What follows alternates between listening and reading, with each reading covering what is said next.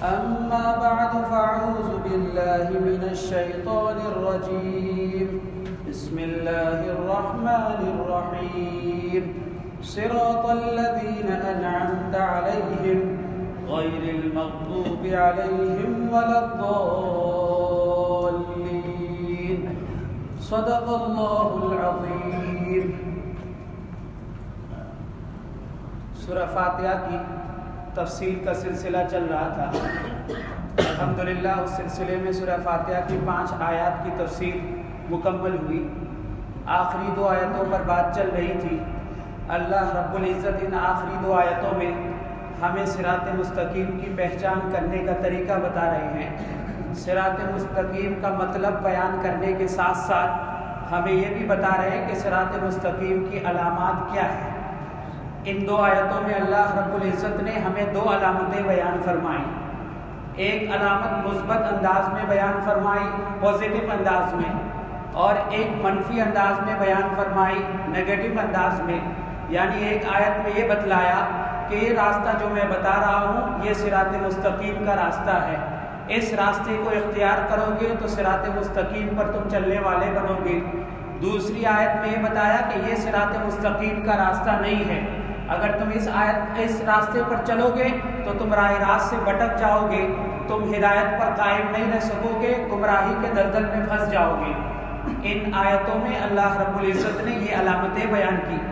وہ راستہ جو صراط مستقیم کا بتایا وہ اللہ رب العزت نے یہ بتایا صراط الذین انعمت علیہم، یعنی صراط مستقیم وہ راستہ ہے جن لوگوں پر اللہ رب العزت نے انعام فرمایا، اور وہ انعام یافتہ حضرات نے جن راستوں کو اختیار کیا وہ اختیار کردہ راستہ ہی صراط مستقیم کا راستہ ہے۔ اور قرآن کریم ہی کے اندر دوسری آیت میں اللہ رب العزت نے ان انعام یافتہ لوگوں کا تذکرہ اس طرح فرمایا، اولئک الذین انعم اللہ علیہم من النبیین والصدیقین والشہداء والصالحین وحسن اولئک رفیقا، کہ انعام یافتہ حضرات کے 4 طبقات ہیں۔ ایک انبیاء کا طبقہ، ایک صدیقین کا طبقہ، ایک شہداء کا طبقہ، ایک صالحین کا طبقہ۔ گویا کہ اللہ رب العزت انسانوں کو مخاطب کر کے کہہ رہے ہیں کہ تمہارے لیے آسان طریقہ یہی ہے صراط مستقیم پر چلنے کا، کہ زندگی کا کوئی بھی مسئلہ ہو، کوئی بھی کام ہو، جب تم کرنا شروع کرو تو یہ دیکھ لو کہ اس کام میں انبیاء کا کیا طریقہ رہا، اس کام میں شہداء کا کیا طریقہ رہا، اس کام میں صالحین کا کیا طریقہ رہا، اس کام میں صدیقین کا طرز عمل کیا رہا۔ ان طریقے کو جاننے کی کوشش کرو۔ جب یہ طریقہ معلوم ہو جائے تو ان کے راستے پر چلنے کی کوشش کرو۔ ان کے راستے پر چلو گے تو تم اپنی منزل پالو گے۔ اس کی مثال میں نے کیونکہ 2 ہفتہ قبل نکاح بھی تھا تو اس مثال میں نکاح کے متعلق نبی کریم صلی اللہ تعالیٰ علیہ وسلم کی جو ہدایات تھیں ان ہدایات پر بات چل رہی تھی۔ آج بھی کیونکہ الحمدللہ ایک نکاح ہے تو چاہتا ہوں کہ اسی مضمون کو مکمل کر دوں۔ اللہ کے نبی اللہ رب العزت قرآن کریم میں ارشاد فرماتے ہیں وَخَلَقْنَاكُمْ أَزْوَاجًا، اے انسانوں ہم نے تمہیں جوڑوں میں پیدا فرمایا۔ اللہ رب العزت کی عادت ہے کہ اپنی ہر تخلیق میں جوڑے بنائیں، انسانوں کو بھی مرد و عورت کی شکل میں جوڑے بنائیں، اور مرد و عورت کی ایک فطرت ہے، ان کے اندر یہ جذبات ہے کہ وہ ایک دوسرے کے ساتھ تعلق قائم کرنا چاہتے ہیں، اور یہ تعلق قائم کرنے کا جذبہ یہ ایک فطری چیز ہے، اور ہمارا دین جو ہے یہ بھی دین فطرت ہے۔ کبھی کسی موقع پر کسی فطری کام سے اللہ رب العزت نے بھی نہیں روکا، نبی کریم صلی اللہ تعالیٰ علیہ وسلم نے بھی نہیں روکا۔ البتہ ہمارے اس فطری کام کو کرنے کے لیے ہمیں کچھ اصول بتائے، کچھ قوانین ہمارے لیے متعارف کروائے، کچھ ہدایات ہمیں دی۔ اگر ہم اپنے ان فطری کاموں کو ان اصول اور ان قوانین اور ان ہدایات پر اگر ہم ان فطری کاموں کو عمل کریں گے تو اس سے ہماری فطری جذبات کی تسکین بھی ہوگی، اور اس تسکین کے ساتھ ساتھ سب سے بڑی چیز جو ہے وہ اللہ رب العزت کی رضامندی اور اللہ رب العزت کی خوشنودی بھی ہمیں حاصل ہوگی۔ ایک مرتبہ اللہ کے نبی صلی اللہ تعالیٰ علیہ وسلم نے حضرات صحابہ کرام رضوان اللہ تعالیٰ علیہم اجمعین کی موجودگی میں کچھ اعمال کے کچھ ظاہر میں دیکھنے میں بظاہر دنیا کے اعمال تھے، لیکن ان اعمال کو کرنے پر اللہ رب العزت کے رسول صلی اللہ تعالیٰ علیہ وسلم نے صدقے کا ثواب بتایا۔ تفصیلی حدیث ہے، اس صدقے کے ثواب بتاتے ہوئے اس میں سے ایک بات یہ فرمائی، وفی بضع احدکم صدقہ، یعنی جب تم اپنی عورت سے ملاپ قائم کرو گے، جب ان سے اپنی جنسی خواہشات کی تسکین حاصل کرو گے، تو اس تسکین حاصل کرنے پر بھی تمہیں صدقہ کا ثواب ملے گا۔ اللہ کے نبی صلی اللہ تعالیٰ علیہ وسلم نے حضرات صحابہ کرام رضوان اللہ تعالیٰ علیہ اجمعین کی جب یہ حدیث بیان کی، جب اس جنسی خواہشات کی تسکین پر صدقہ کا ثواب اللہ کے نبی صلی اللہ تعالیٰ علیہ وسلم نے بتایا، تو حضرات صحابہ کرام رضوان اللہ تعالیٰ علیہ اجمعین تعجب میں پڑ گئے۔ اللہ کے نبی صلی اللہ تعالیٰ علیہ وسلم سے سوال کیا، یا رسول اللہ یہ کیسے ہو سکتا ہے کہ ایک انسان اپنی جنسی خواہشات کی تسکین کرتا ہے اور اپنی جنسی خواہشات کو وہ پورا کرتا ہے، یہ ان کا ذاتی فعل ہے، اس ذاتی فعل کے کرنے پر اس کو صدقہ کا ثواب کیوں ملے گا؟ اس پر اللہ رب العزت نے اجر و ثواب کیوں عطا کیا ہے؟ یہ سوال حضرات صحابہ کرام رضوان اللہ تعالیٰ علیہ اجمعین نے سرکار دو عالم صلی اللہ تعالیٰ علیہ وسلم کی بارگاہ اقدس میں رکھا، تو حضرت نبی کریم صلی اللہ تعالیٰ علیہ وسلم نے بہت ہی پیارے انداز میں حضرات صحابہ کرام رضوان اللہ تعالیٰ علیہ اجمعین کو جواب دیا۔ سوالیہ انداز میں اللہ کے نبی صلی اللہ تعالیٰ علیہ وسلم نے حضرات صحابہ سے پوچھا، اے میرے صحابہ ذرا یہ بتاؤ، ارأیتم لو وضعها فی حرام اکان علیہ فیہ وزر، اگر یہی آدمی اپنی اس جنسی جذبات کو، اپنی ان جنسی خواہشات کو کسی حرام طریقے سے پورا کرتا، اگر کسی غلط جگہوں میں اپنی یہ جنسی خواہشات کی تسکین کرتا، تو اس تسکین کرنے پر انہیں گناہ ہوتا یا نہیں ہوتا؟ ظاہر سی بات ہے جواب بالکل ہاں میں ہے۔ حضرات صحابہ کرام رضوان اللہ تعالیٰ علیہ اجمعین نے کہا بالکل گناہ ہوگا، اس لیے کہ انسان کی جو فطرت ہے، اس فطرت کو اگر شریعت کے بتائے ہوئے اصول کے مطابق مرد و عورت تعلق قائم نہیں کریں گے تو وہ زنا میں شمار ہوتا ہے، وہ بدکاری میں شمار ہوتی ہے۔ میں نے پچھلے ہفتے بھی ذکر کیا، یہ زنا، یہ بدکاری نہ مذہب اس کی اجازت دیتا ہے، نہ معاشرہ اس کی اجازت دیتا ہے۔ زنا کرنے والے کو معاشرے میں بھی بدکار سمجھا جاتا ہے، اللہ کی نظروں میں بھی وہ معیوب ہوتا ہے۔ نکاح کرنے والا معاشرے کی نظروں میں بھی اچھا کرنے والا شمار ہوتا ہے، اللہ کی نظروں میں بھی وہ نیکوکار ہوتا ہے۔ یہی وجہ ہے کہ نکاح کرنے پر لوگ ان کو مبارکباد دیتے ہیں کہ اس نے بہت اچھا کام کیا، یہ مبارکبادی کے لائق کام ہے، یہ خوشی کا موقع ہے، اور اس میں پورا معاشرہ، عزیز و اقارب اس کی اس خوشی میں شریک ہوتے ہیں۔ لیکن جب یہی آدمی اپنی اس جنسی خواہشات کو غلط طریقے سے پورا کرتا ہے تو معاشرہ اس کو بری نظروں سے دیکھتا ہے۔ تو اللہ کے نبی صلی اللہ تعالیٰ علیہ وسلم نے کہا کہ اگر یہی آدمی اپنی اس جنسی خواہشات کو غلط راستے میں پورا کرتا تو کیا اس پر گناہ نہیں ہوتا؟ جواب ہاں میں تھا۔ اللہ کے نبی صلی اللہ تعالیٰ علیہ وسلم نے کہا جب غلط راستے پر کرنے سے اس کو گناہ ہوتا ہے، تو جب اللہ کے بتائے ہوئے اصول کے مطابق، اللہ کے بتائے ہوئے قوانین کے مطابق اگر وہ اپنی اس جنسی خواہشات کی تسکین کرے گا تو اللہ رب العزت انہیں کیوں اجر و ثواب عطا نہیں فرمائیں گے؟ یہ اللہ رب العزت کا ہم پر بہت بڑا کرم ہے، بہت بڑی نعمت ہے کہ ہمیں اپنی ایک فطری جذبات کو تسکین کرنے میں بھی، اس پر بھی اپنی طرف سے ہمارے لیے اجر و ثواب متعین فرمائے۔ ہمیں اس عمل کو کرنے پر بھی اللہ رب العزت نے اجر کا مستحق قرار دیا، یہ اللہ رب العزت کا بہت بڑا کرم ہے۔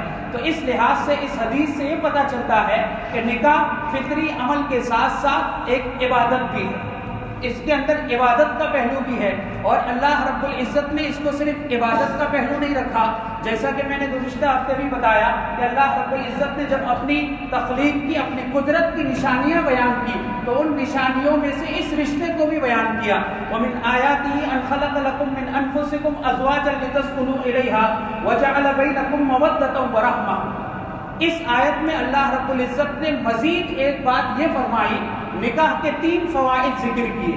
نکاح کے 3 مقاصد ذکر کیے کہ جو آدمی نکاح کرتا ہے اس کو 3 فوائد حاصل ہوتے ہیں۔ ایک تو نکاح کرنے کی وجہ سے سکون حاصل ہوگا، لتسکنوا الیہا، ایک سکون حاصل ہوگا، اور دوسرا فائدہ جو اس آیت میں اللہ رب العزت نے بیان کیا وہ یہ ہے کہ نکاح کرنے سے محبت بڑھے گی۔ یہ محبت صرف مرد و عورت کے درمیان ہی نہیں رہتی، بلکہ یہ محبت ایک مرد اور ایک عورت کے ساتھ ساتھ 2 خاندانوں میں بھی اس کی محبت بڑھ جاتی ہے، پھر 2 خاندانوں سے محبت سے قبیلے کی طرف بڑھتی ہے، قبیلے سے علاقے کی طرف جاتی ہے، علاقے سے ملک کی طرف بڑھتی ہے، تو معاشرہ ایک محبت کا، ایک خوشیوں والا ماحول نکاح کی وجہ سے معاشرے میں پیدا ہو جاتا ہے۔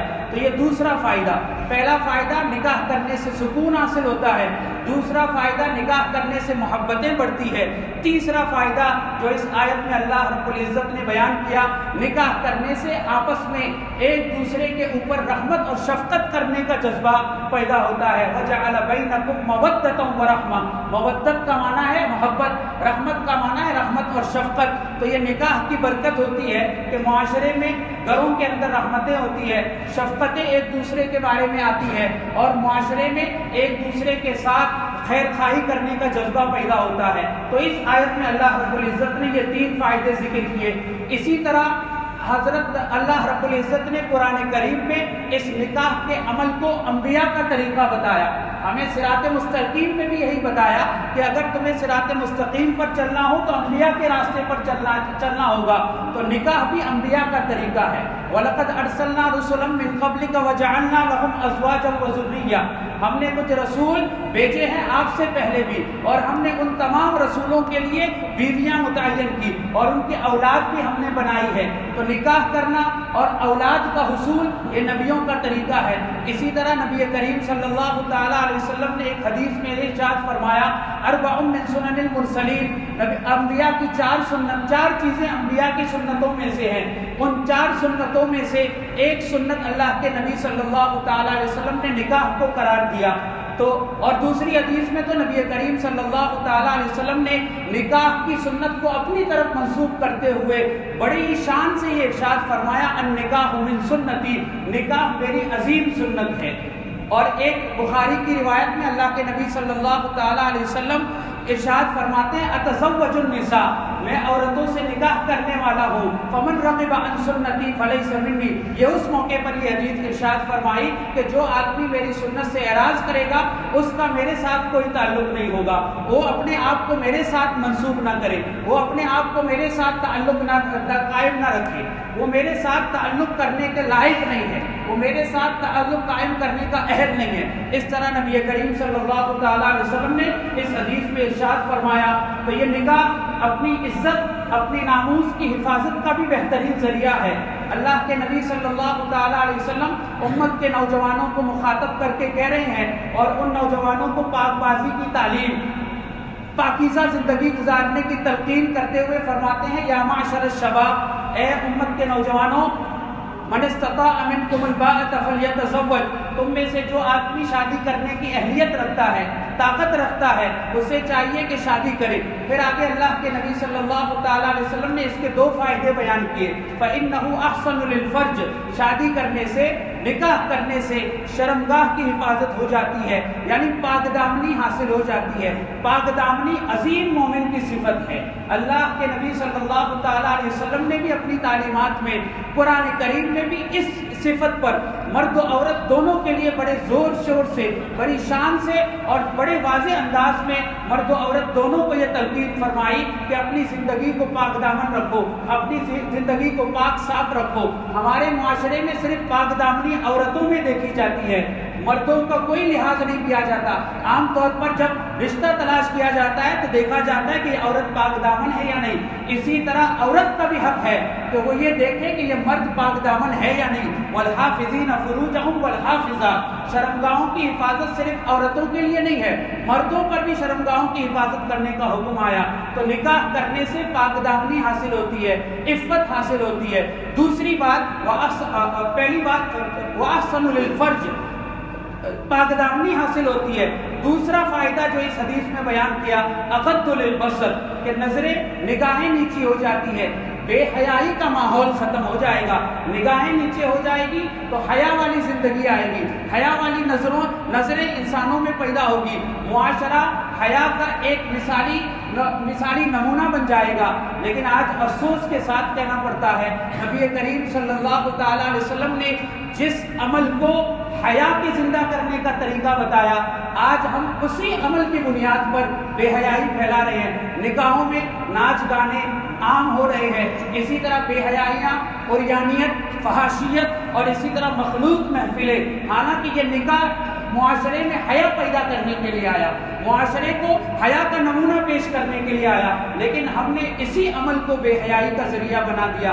اللہ رب العزت ہم سب کو اس طرح کے نبی کریم صلی اللہ تعالیٰ علیہ وسلم کی سنتوں کو پامال کرنے سے ہمیشہ بچائے، اور ہمیں زندگی کے ہر موڑ پر نبی کریم صلی اللہ تعالیٰ علیہ وسلم کی سنت کو زندہ کرنے والا بنائے۔ وآخر دعوانا الحمد للہ رب العالمین۔